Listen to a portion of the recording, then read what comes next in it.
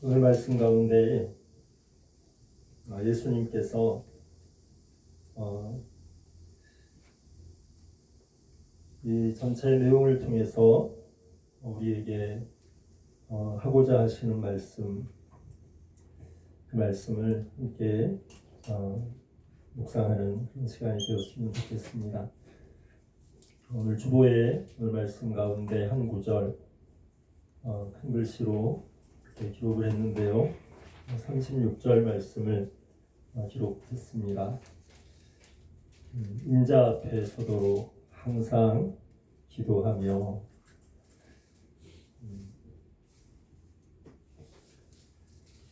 오늘 말씀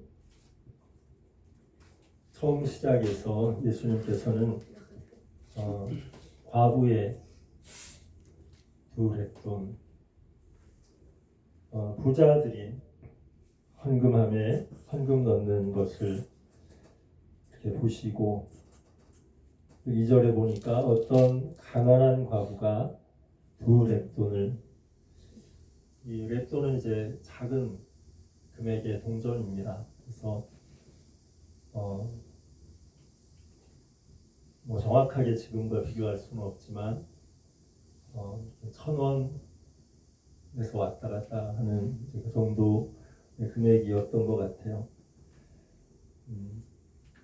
부자들은 풍족한 중에서 이제 넉넉하게 아마 헌금을 했던 것 같습니다. 그래서 예수님께서 3절에 보면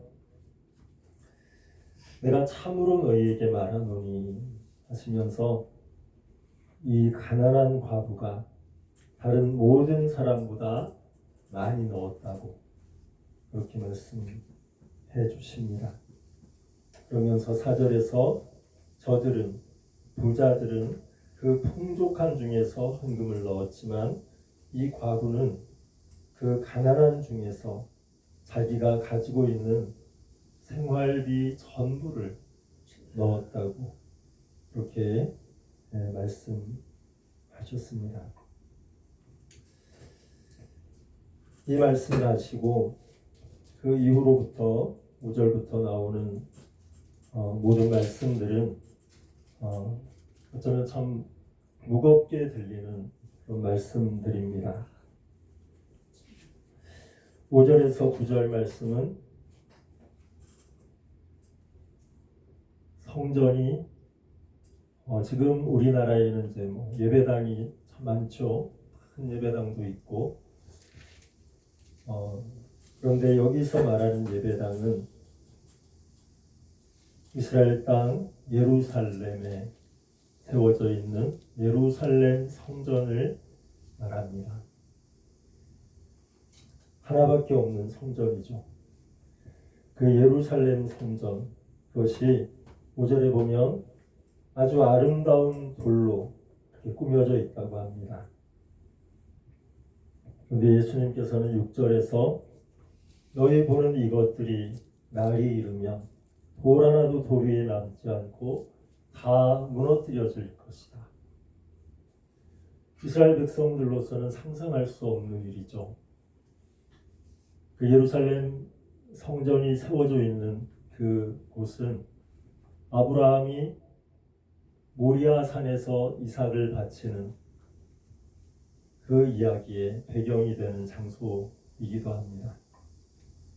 그리고 또 다윗을 통해서, 솔로몬을 통해서 이곳에 하나님의 성전이 세워지고, 그 이전에 이스라엘 백성들이 애굽에서 종살이 할 때부터, 또 그 이전부터 하나님께서 약속하셔서 약속의 땅으로 주신 그곳에 세워진 하나님의 성전이었기에 이스라엘 백성들에게는 어떻게 보면 정신적인 지주와도 같은 핵심적인 장소에 있는 참으로 소중한 그런 장소였습니다. 그런데 예수님께서 말씀하시는 것이 그 성전이 날이 이르면 다 무너뜨려지리라. 돌 하나도 돌 위에 남지 않고. 그런 무시무시한 그 말씀을 해주십니다. 그리고 이어서 10절에도 보면 민족이 민족을, 나라가 나라를 대적하여 날 것이다. 그리고 11절에 곳곳에 큰 지진과 기근과 전염병이 있을 것이고 또 무서운 일, 하늘로부터 큰 징조들이 있을 것이다. 이런 말씀을 하십니다. 그리고 20절에서 너희가 예루살렘이 군대들에게 에워싸이는 것을 보거든. 예루살렘 성, 그 이스라엘 백성들에게 소중한 그 장소가 이방의 군대들에게 포위되는 것이죠. 그것을 보면 그 멸망이, 예루살렘의 멸망, 이스라엘의 멸망이 가까운 것을 알라고 그렇게 말씀하시면서 22절에서 이 날들은 기록된 모든 것을 이루는 징벌의 날이라고, 큰 환난의 날이라고 그렇게 말씀하십니다.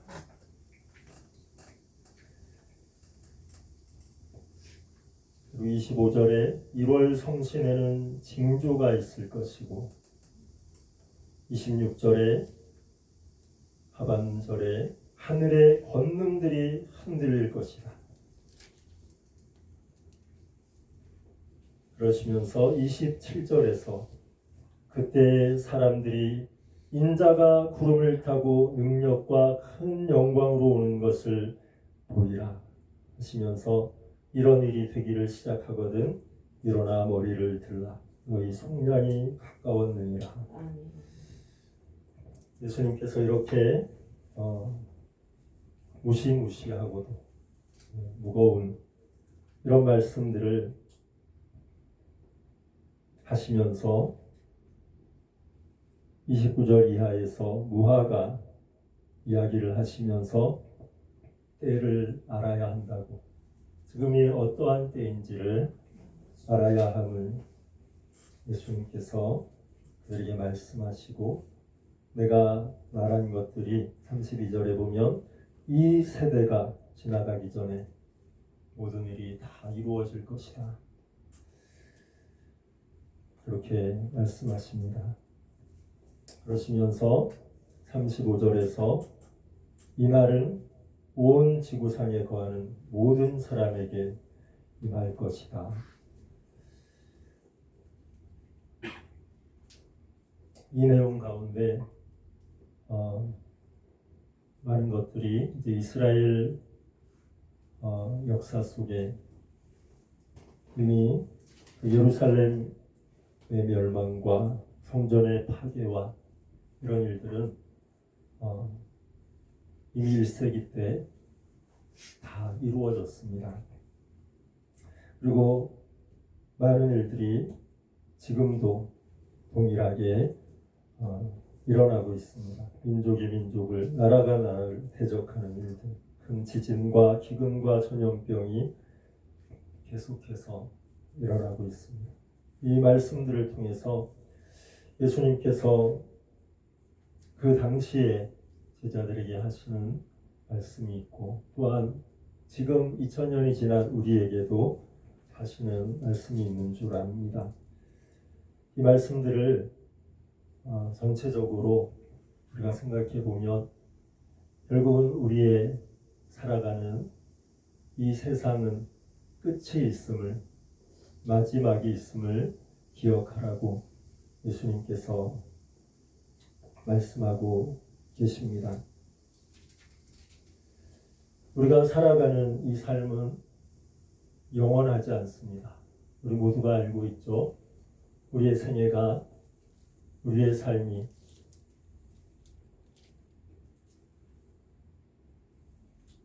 영원하지 않다는 것.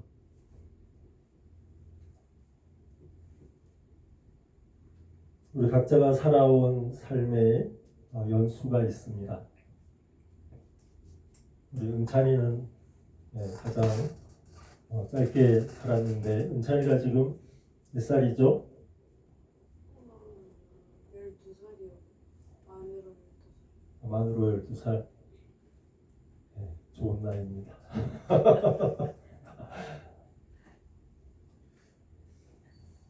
네, 인찬이 12살이고 또 20대 청년도 있고, 네, 30대는 지금 여기 없나요?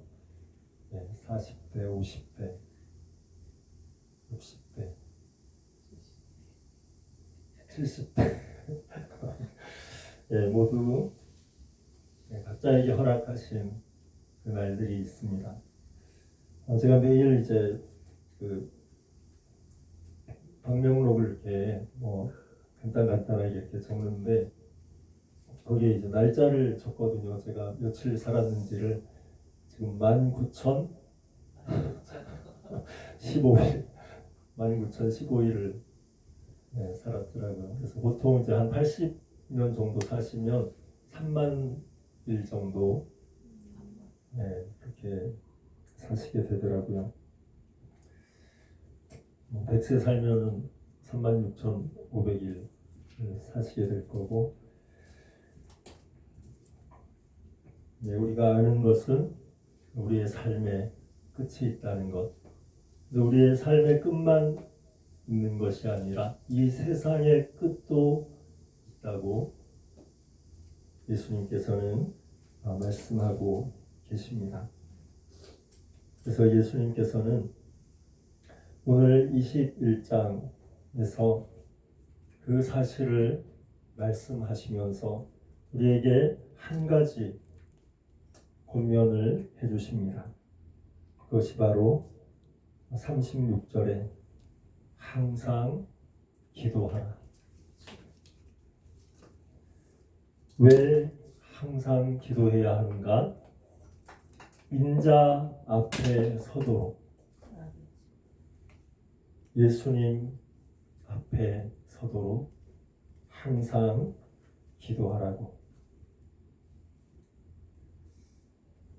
이것이 종말의 때에 예수님 앞에 서는 것, 그 의미도 있을 것이고, 매 순간순간 우리의 삶 가운데 예수님과 관계를 맺으며 그 예수님 앞에 서도록, 그 예수님과 함께 있도록 항상 기도하라고 그렇게 우리에게 말씀하십니다. 오직 여호와를 앙망하는 자는 새 힘을 얻으리라. 아멘. 말씀하신 그 말씀, 동일한 말씀인 줄 믿습니다. 우리의 삶의 중심, 우리의 삶의 본질, 우리의 존재의 의미, 이유, 목적, 모든 것이 바로 하나님 안에, 예수 그리스도 안에 있는 줄 믿습니다. 아멘. 그러기에 오직 여호와를 앙망하며 항상 기도하며, 기도한다는 것을 우리는 때로는 오해할 때가 있는 것 같습니다. 기도해야 된다고 하면 뭐 해주세요, 뭐 해주세요 이렇게 해야 될 것 같은, 그런데 기도의 더 깊은 의미는 주님과 교제하는 것인 줄 믿습니다. 오직 하나님을 앙망하는 것, 그것이 기도이고, 항상 주님과 동행하는 것, 그것이 기도인 줄 믿습니다. 우리가 항상 하나님을 앙망할 때, 그리고 항상 주님과 교제할 때, 우리의 삶은